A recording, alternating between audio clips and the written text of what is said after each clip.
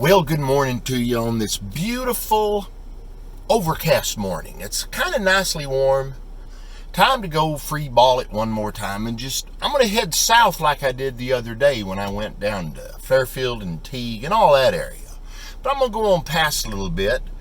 Got my helper today with me. That's Jesse Lee. He's my son and about to be 18, so maybe he'll absorb some record knowledge. We'll see. He's got his own things going, but he's a good traveling companion, and maybe he'll hold the camera for me while I'm riffling through records. So wish me luck. We're leaving out now, and y'all like and subscribe. Just an update, still driving, about to go through the Corsicana area, just like I did a few days ago. You do tend to drive the same stretches of road over and over, which is a bit of an occupational hazard, just the boredom of seeing the same stuff. But it does beat the desk and the 9-to-5 thing, at least in my case. Sure as heck beat the post office. Once we get clear of Corsicana, then I'm going to take exit, head on down through Wortham. That's where we saw Blind Lemon Jefferson the other day. At least we saw above ground his marker. Then we'll get into some newer territory. We've come to our first town of interest, so we're going to drive it out and just see what we can find. My formula for driving out of town, if I haven't been there in a long time or have no idea what's there, is I drive it generally to the center, and then I go out on the points of the compass, usually, and I'll find the main roads going in and out, and I'll take those out to the city limits, maybe a little beyond. That way I can see what might be hiding, because you can do a Google search or whatever, ask where the antique, junk stores, etc. are. You'll get a few, but you won't get all of them. You'll see quite a difference in a town you've been to in just the space of a year sometimes. So it always pays to manually drive them out. First stop of the day, let's see what the old tin barn has. Mayhap it's something good. Guitar. I always like to look at guitars, but oh, thanks. Jesse Lee has spotted some records. Oh, good. There's a bunch of 45s. Thanks, man.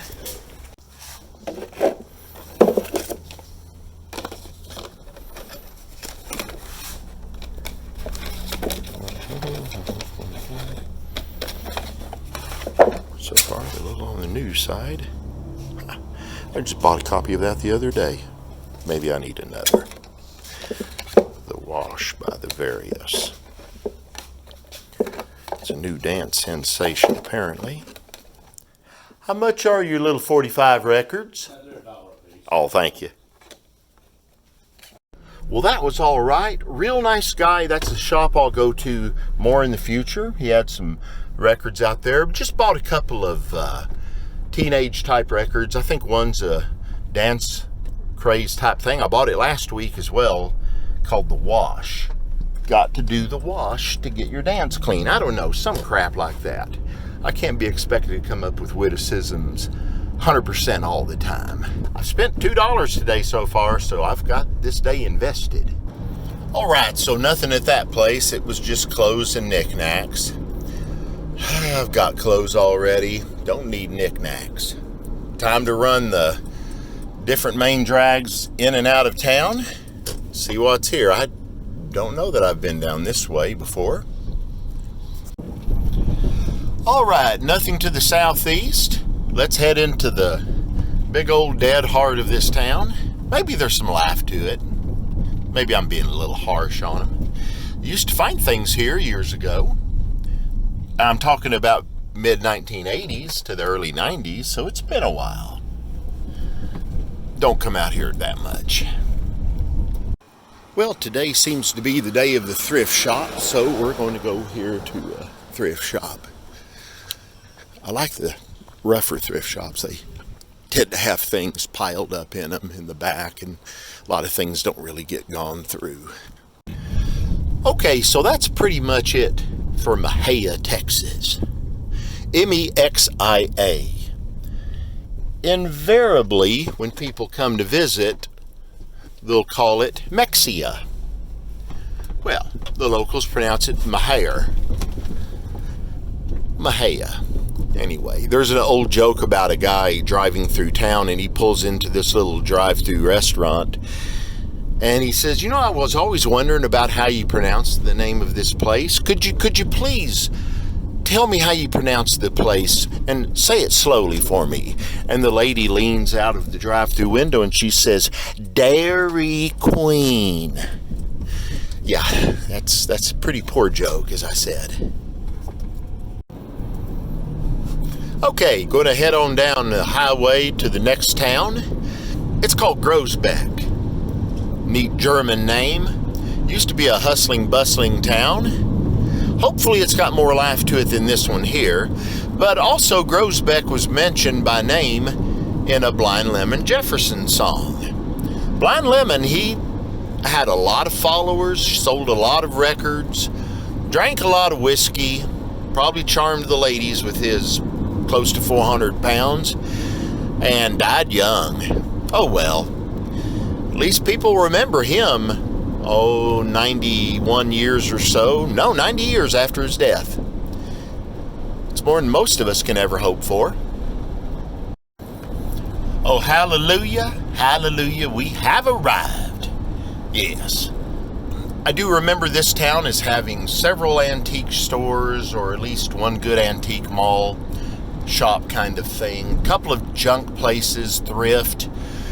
Like I say, these places come and go, and I do know that some of these are owned by older people, and they tend to retire, pass on, or just disappear. But anyway, let's see what we find here, because I'm starting to get a good feeling. It's been quite a long time, maybe 2 years since I've been here, maybe longer.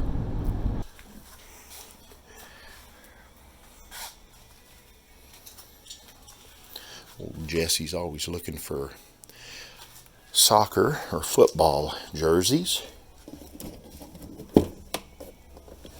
An old guitar. Always got to check out guitars.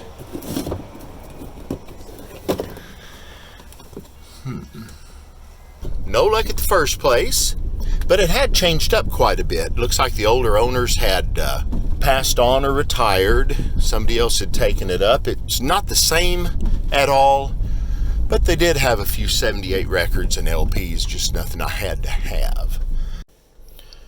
So started in Dallas. Now we are in Groesbeck. That's about in the center.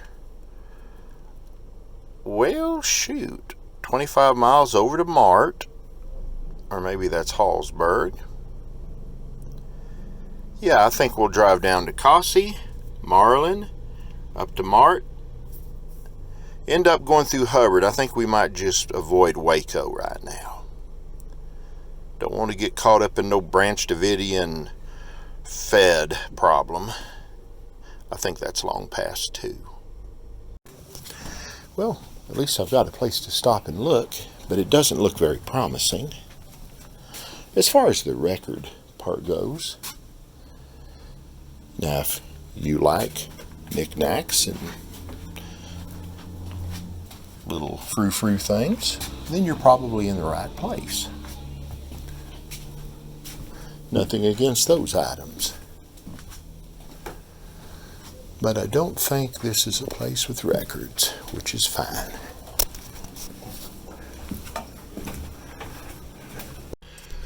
Well, I'm happy. Yeah, isn't that great? I actually bought from this place a whole box of records, albums and all, for $10. And I'm going through it, and there's, Hank Thompson, blah, blah, blah. I don't care much for Ernie Ford's spirituals, just some pop records, things like that, a little more hillbilly, all this stuff. And let's just cut to the chase. I come down here and I see Sterling Kelly. Sterling Kelly was an incredible singer. He was just, for me, the best honky-tonk singer I ever heard. Had a real high, good yodeling voice, really marvelous. This is one of his from the early to mid-60s. And He did one record, though, in 1958 or so, called Lonely Heart, which is just, it's rare. They made 300 of them, had them custom pressed by RCA Custom Pressing Service. It didn't sell. The only place you'll find them is just within 50 miles of Waco, which is where it's from. Dang it, there it is. Look at that. Not in too terrible shape. And this is a beautiful rockabilly, rocking piano, yodeling marvel. It's my favorite record, actually. It's #1 on my all-time favorites. I found a copy when I was about 12. Then I found another copy a little later. Sold them both when I started selling records. I've had 2 or 3 other copies over the years, and I have a rough one in my collection. This is actually an upgrade, so I'll sell my other one. But that just makes my day. I'm going to keep looking, though, because I need to make my day a little more. Ha ha. All praise to the record gods.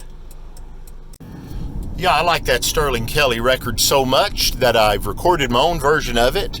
Not entirely happy with it because it was too clean of a sound in the studio. I like a dirtier sound, so I'm probably going to re-record the damn thing. Anyway, let's just move on here through this dangerous intersection with all these big trucks. I'm watching the road, not the camera, don't worry. And let's go to Marlin. I guess maybe then we'll go to Chilton and points beyond. All right, we're arriving in Marlin, Texas. Used to be a spa type place, I think, with hot springs or something. People come over here and do those mineral water type baths, etc. That was probably 1890s, maybe through the early 1900s. Then all that fell by the wayside, and Marlin has done essentially what other Texas towns have done. They've just slowly turned into a place where not much goes on. I used to find great records here in the late 70s through probably the late 80s or so. Every now and then I'll drive through and find something good. Most of the time, no. I don't even know if there's any antique malls or anything left. So we're going to hit the downtown area. Has a bit of a downtown. Well, there's a classic place. It says open in big letters. And then it says closed. Open, closed, open, closed. Going with closed on that one. Okay, we've passed a few other closed places, but now we found a place that's open, so let's hit it. So they say they've got lots of records back here.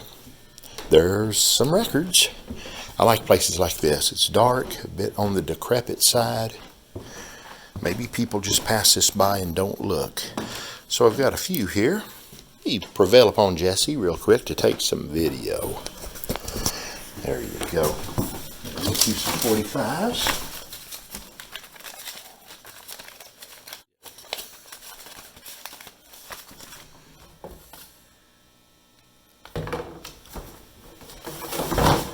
Here's these kind of 78 books. Always pays to look through them because sometimes what's on the cover is not what's inside. This one is just like that.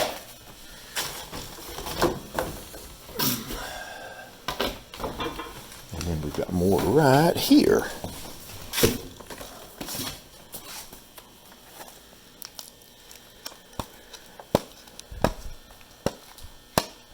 So I'm always looking for certain labels.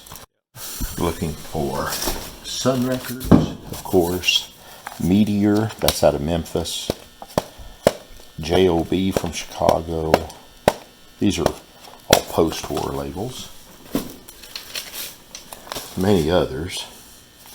Always look at the silver tones. They sometimes have blues and hillbilly on them. Vocalion, look for Robert Johnson, among others.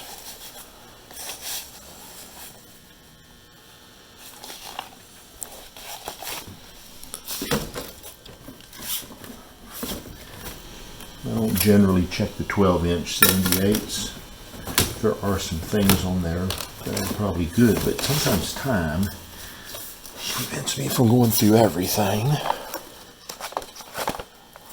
Okay. Oh, there's one. See the yellow label one? Near You by Francis Gray. That is one of the more common records you'll ever find. In fact, when I was a teenager, a guy told me I've got 10,000 records in this building. I went and looked, and he did. He had 10,078, all boxed up copies of that one particular record. He didn't know why I didn't want to buy them.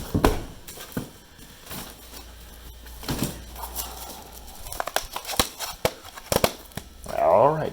One time somebody said they had this set of Oklahoma records, right?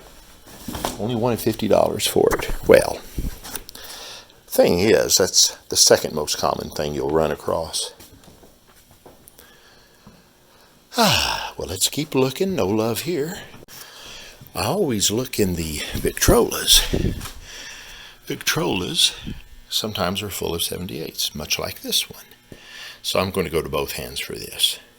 Well, these are neat. These are aluminum records made by Audioscriptions. These would be transcription records, and they are actually cut on aluminum. Be cool to have a machine to make those, wouldn't it? I'm going to keep looking. Okay, so ultimately, no luck there.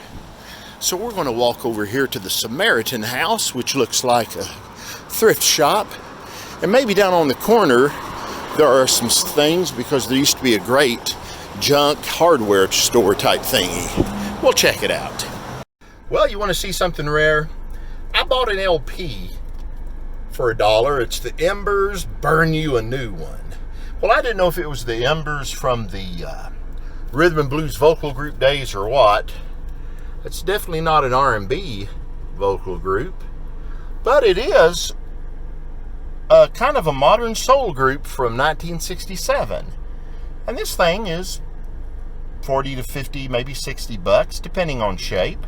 So that's kind of nice to find. Just a Carolina group that apparently made one good LP. Maybe they did more stuff, I don't know.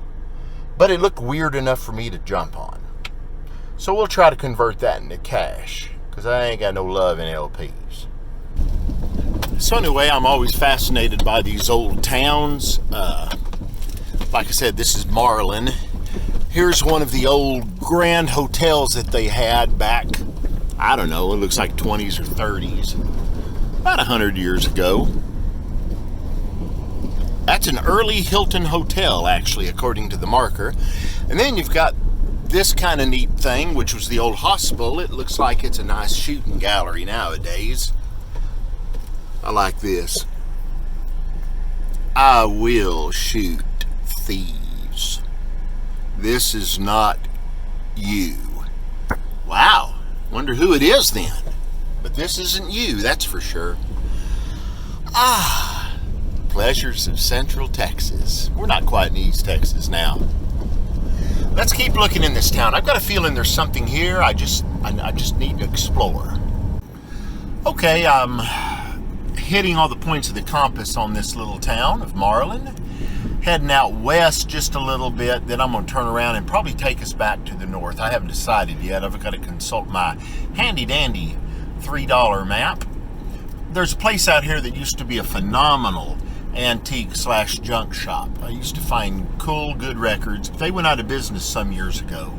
Had a grand and glorious auction of the contents, and I managed to snag one last box full of perfection. This is where it was, and there just isn't anything left, apparently. So I'm going to do my patented turnaround. We'll go back into Marlin briefly, check the map, and then get the heck out of Dodge. So we're going to say goodbye to Marlin now. Head on north. Make a little detour. There's a smaller town that I know used to have antique stores, junk stores, and such. Maybe it's booming, maybe it's bust. It doesn't cost me but half a gallon of gas or more just to get out there. That's nothing. Always looking for that last ditch place I can stop when I leave a town. You don't want to leave any turn unstoned, though. That's for sure. Well, There's the Ford dealership coming up on the right. And generally, when you pass the Ford dealership, you've run out of town. So, there we go. Stick a fork in it. This town's done. Outskirts of Waco, thrift shop time. Don't know what this will bring. Haven't been here in ages either.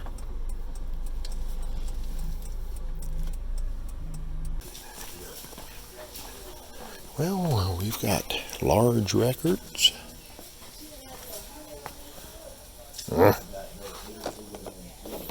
Would prefer a big rack of 45 records, but I don't think we're going to have any luck here.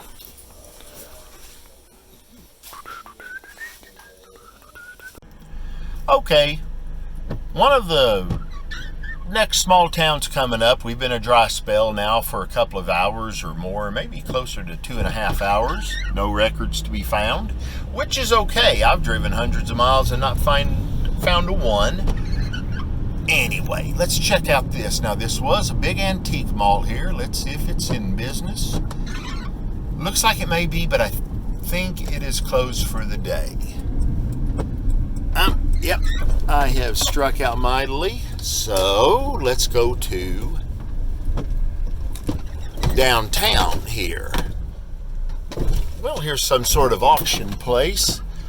We'll see when the auction is, and maybe we can view some records or something. I found some records there. Handful of 78s, about 10 of them, $4 each.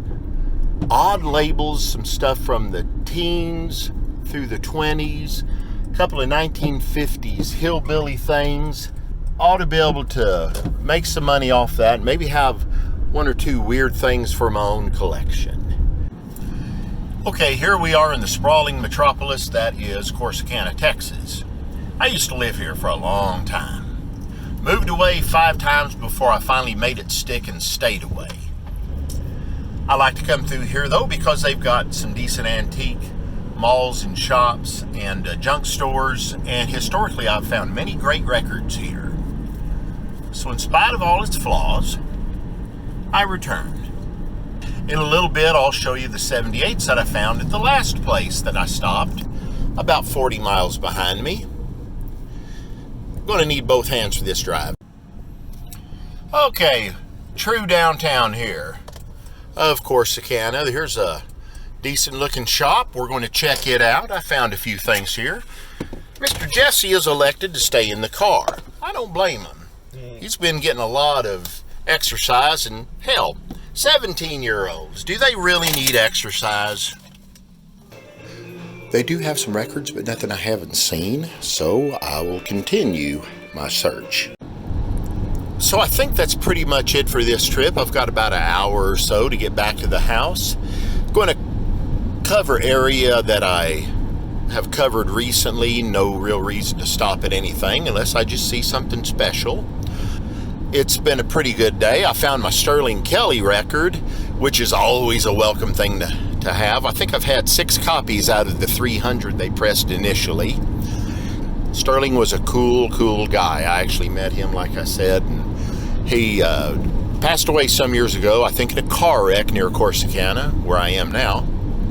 Found a neat stack of 78s, and I've got 2 or 3 mystery 45s that I don't know what they are until I get home and, play them and look them up, clean them, see what's there. I've got a bunch of LPs too that came along with some 45s, but they look to be pretty sad, so I'll go through them, of course. We'll just see what there is. A lot of times the LPs get donated or outright thrown away if they're musty and moldy. Like and subscribe, and check back with me, because I buy old records. I go out and look for old records. It's a good life.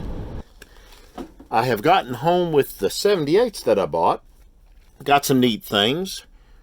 Peg Moreland, good guitar and voice cowboy thingy, country record from about 1929. That's always a nice thing to find. People love those. One of my favorite steel guitar players, Roy Smeck. He did this thing on that gorgeous looking Homestead label. As you can see, Wow.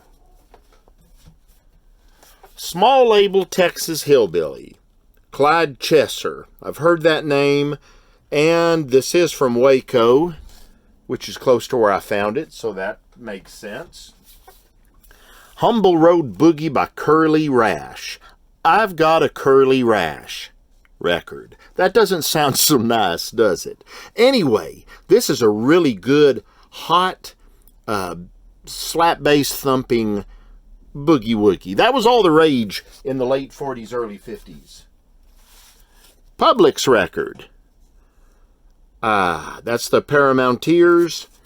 This had something to do with, I think, the Paramount Pictures, because it does say so on the label. All this is stuff, most of it I'll put up on eBay. This is nice. Edison Needle Cut Electric Records. Mel Morris and his Piccadilly Players. Those are rare records to find.